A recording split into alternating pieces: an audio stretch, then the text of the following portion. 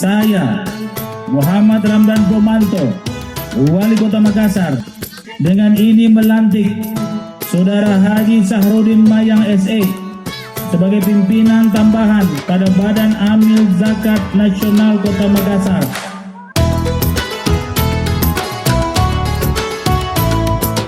Jumat ini tradisi pemerintah Kota Makassar, di mana satu pegawai memberikan infak dan sedekahnya kepada satu anak yatim atau kaum duafa dan berbuka puasa dalam kelompok yang bersama-sama.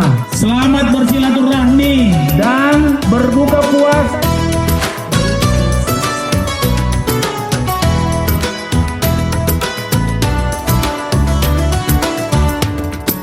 Atas nama pemerintah Kota Makassar bersama jajaran Basnas Kota Makassar mengucapkan selamat berbuka puasa.